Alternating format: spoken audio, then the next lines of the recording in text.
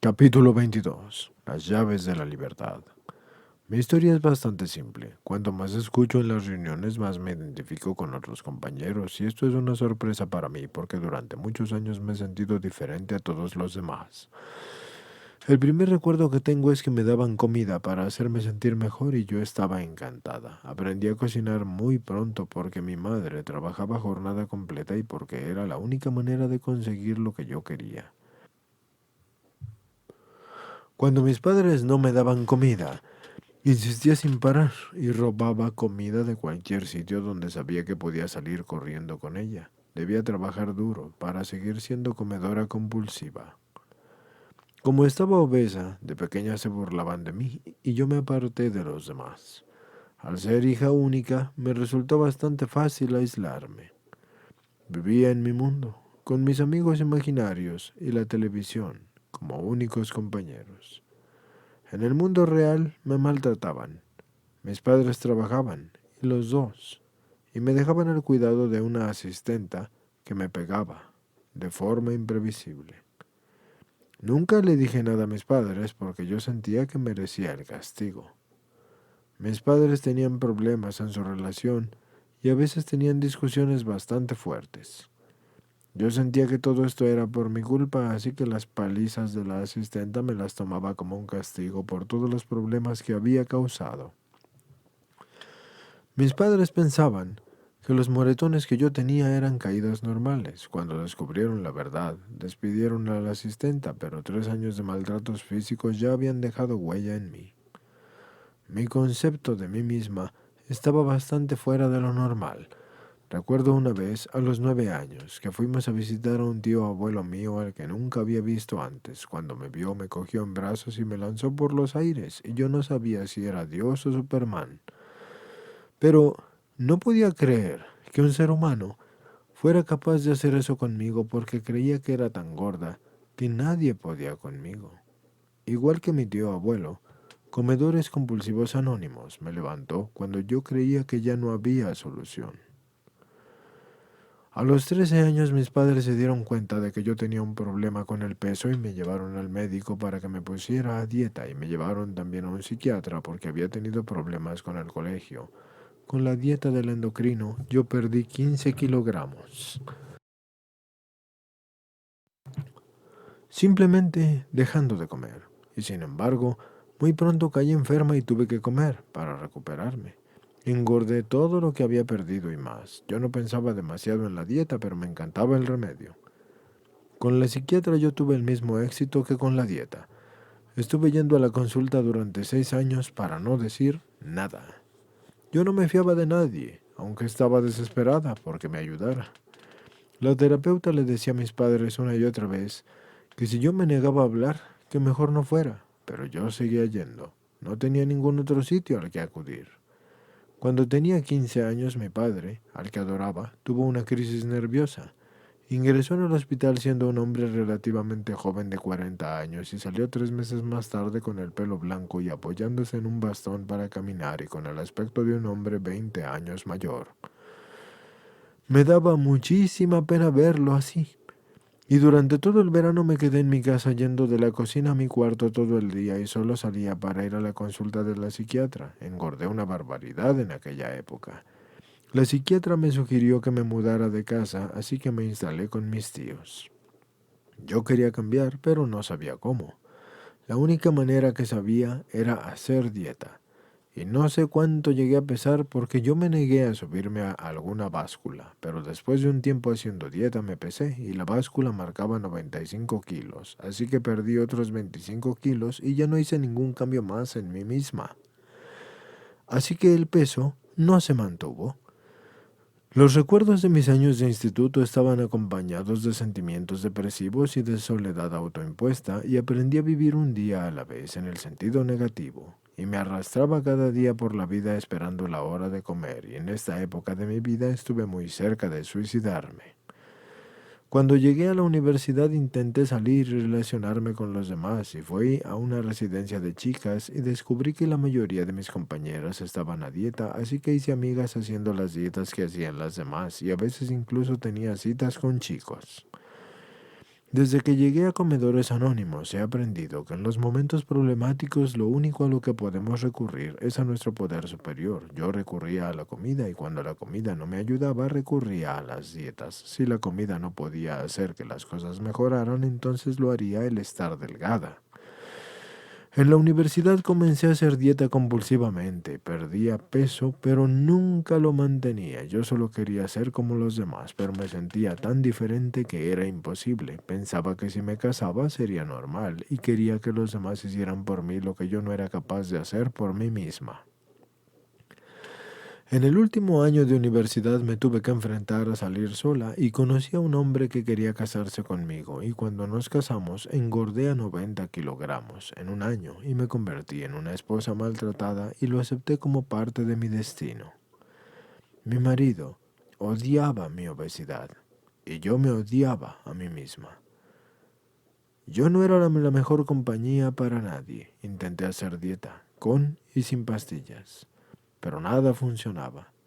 Una vez, gracias a las reuniones con un pastor, conseguí perder 35 kilos que cuando terminaron las reuniones con el pastor y dejé de hacer dieta, los volví a recuperar en cuestión de 6 meses. Me hice miembro de un club de dietas comercial y me convertí en una observadora del peso compulsiva. Si el club no tenía opinión sobre un tema, yo tampoco.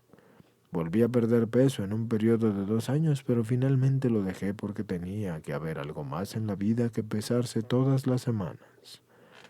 Empecé a engordar considerablemente otra vez. Sabía que necesitaba ayuda, pero todo lo que había intentado había fracasado. Había leído algo sobre comedores anónimos en un artículo en el periódico y yo solo creía en 2 cosas, en la comida y en la escritora del artículo. Si ella decía que Comedores Anónimos funcionaba, yo tenía que probar. Solo había un problema, yo no sabía dónde estaba Comedores Anónimos, así que decidí que si me encontraba con ellos, o si ellos me encontraban a mí, entonces iría. Un par de meses más tarde, escuché un anuncio relacionado con Comedores Anónimos en la radio, pero yo no hice nada hasta una semana más tarde que llamé a la radio y les pedí el teléfono de Comedores Anónimos. En la primera reunión yo no tenía mucho interés en mezclarme con aquel puñado de fanáticos religiosos porque solo quería que me dieran una dieta, no sabía que tenía que ver con Dios ni todo eso. Aún así yo tenía fe en la escritora del artículo, así que seguí yendo. Creía que era suficiente, o que sería suficiente, con ir a las reuniones. Intenté seguir con mi actitud de siempre, de sentarme y no decir nada. Nadie me pidió que hiciera nada, aunque sí que parecía que se preocupaban por mí, e incluso algunos me llamaron por teléfono. Sin embargo, yo tenía un secreto. Los comedores compulsivos eran ellos, no yo. Yo sabía cómo perder peso. Lo único que necesitaba era un poco de ayuda de un grupo. Durante 9 meses estuve yendo a los grupos, engordé 15 kilos y seguía esperando a que ocurriera algo que me hiciera querer dejar de comer, pero no ocurrió. Como éramos un grupo pequeño y yo iba a menudo, las reuniones y los compañeros sugirieron que hiciera algún servicio y aquello me hizo seguir yendo a las reuniones cuando ya había perdido la fe en la escritora del artículo que me había llevado allí. También escuchaba y me di cuenta de que aquellas personas que trabajaban los pasos como parte de sus vidas estaban experimentando cambios en sus vidas y que les estaban pasando cosas positivas. Yo quería eso también. La locura de mi enfermedad era evidente para todo el mundo, menos para mí, porque mi vida era un desastre y había cogido peso mientras que iba a las reuniones regularmente, y aquello no parecía que fuera a cambiar. Odiaba mi trabajo, daba clases a mis alumnos y notaba cómo estaba engordando. No era feliz en mi matrimonio tampoco, y aún así seguía creyendo que solo necesitaba una dieta. Volví al médico y me dijo que no podía ofrecerme ninguna novedad. Incluso volví al club de dietas, pero no me podía sentar en las lecturas. Por pura desesperación yo volví a la terapia. Cuando me daba trancones, yo se lo contaba a la psiquiatra y le preguntaba que qué podía ella hacer al respecto por mí, y para mi sorpresa me dijo que no me podía ofrecer ninguna cura milagrosa y que si era comedora compulsiva de verdad, lo mejor que podía hacer era volver a Comedores Anónimos y hacer exactamente lo que se decía allí. Yo no tenía más opciones.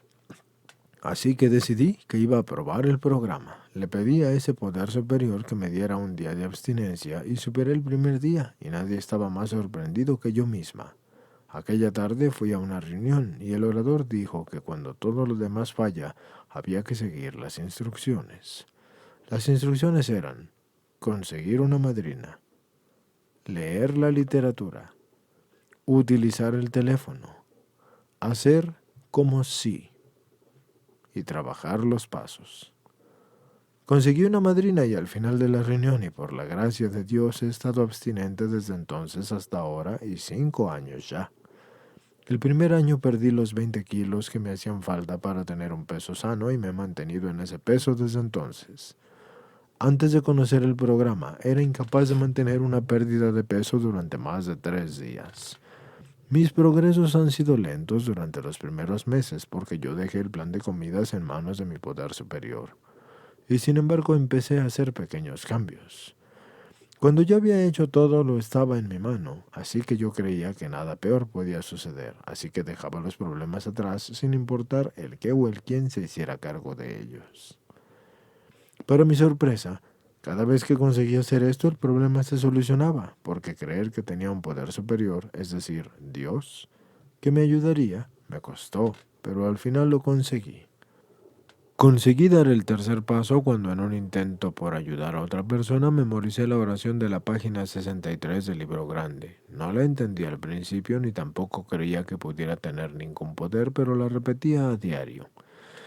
Finalmente, después de haber estado abstinente durante al menos un año, pude sentir la rendición y fue precioso. Cuanto más tiempo llevo en el programa, más efecto tiene esta oración en mí y por primera vez en mi vida puedo enfrentarme libre al día a día sin tener que recurrir a la comida. Seguí yendo a terapia y por primera vez me estaba funcionando la terapia porque me ayudó a abrirme a Comedores Anónimos y Comedores Anónimos me ayudó a abrirme a la terapia. Tras un año y medio de abstinencia hice el cuarto y quinto paso con mi terapeuta. Para mi sorpresa y mi desconcierto, ni se puso de color verde ni se desmayó.